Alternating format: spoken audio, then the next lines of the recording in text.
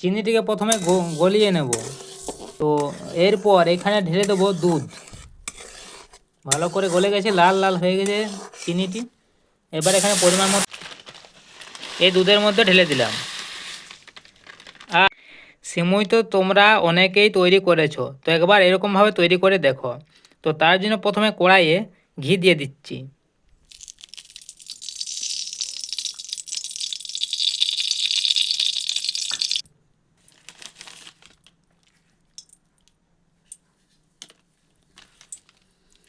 তো ঘিটি গরম হয়ে যাওয়ার পর এখানে দিয়ে দিচ্ছি কাজু। তো কাজুটি প্রথমে হালকা লাল লাল করে ভেজে নিচ্ছি। তো এখানে কাজুটি ভাজা হয়ে গেছে, এরপর দিয়ে দিচ্ছি কিচমিচ। তো এগুলিও ভেজে নিচ্ছি।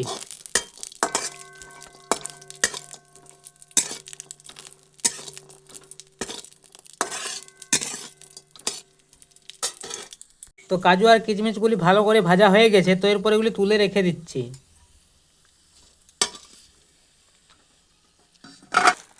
তো এরপর একই কড়াইয়ের মধ্যে দিয়ে দিচ্ছি চিনি।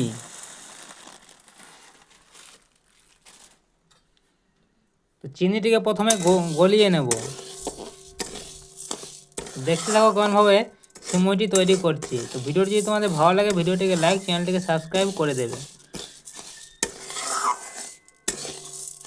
এখানে শুধু কড়াইয়ের মধ্যে চিনিটি দিয়ে দিচ্ছি।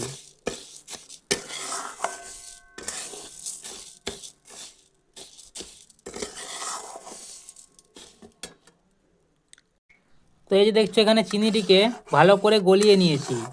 তো এরপর এখানে ঢেলে দেবো দুধ। ভালো করে গলে গেছে, লাল লাল হয়ে গেছে চিনিটি। এবার এখানে পরিমাণ মতো দুধ দিয়ে দিলাম।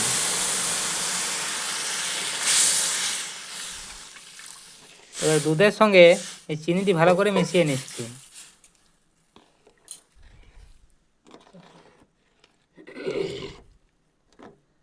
ভালো করে মিশিয়ে নিচ্ছি চিনিটি। তো এই যে এখানে দেখছো দুধটি ফুটতে শুরু করেছে। তো এরপর এখানে দিয়ে দিচ্ছি 1 প্যাকেট সিমুই। এই দুধের মধ্যে ঢেলে দিলাম। আর যে কাজু আর কিচমিচগুলো ভেজে রেখেছিলাম সেগুলিও এখানে দিয়ে দিচ্ছি।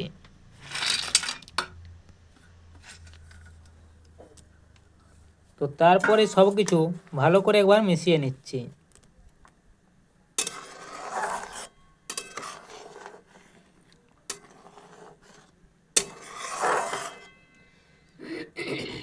তারপর এটিকে আরও ফুটতে দিচ্ছি যতক্ষণ না পর্যন্ত এই সিমুইটি সেদ্ধ হয়ে যাচ্ছে আর দুধটি কমে যাচ্ছে।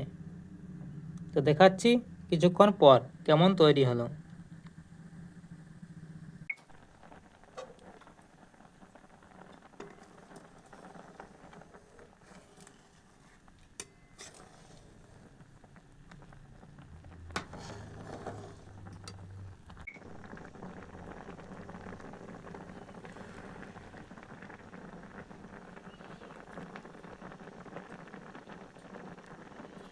তো এখানে দুধটিকে 5 মিনিট ফোটাবার পর দেখো কত সুন্দর সিমুইটি তৈরি হয়ে গেছে।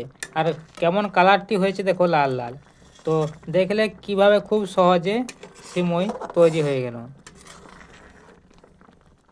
তো এরপর এটিকে নামিয়ে নিচ্ছি।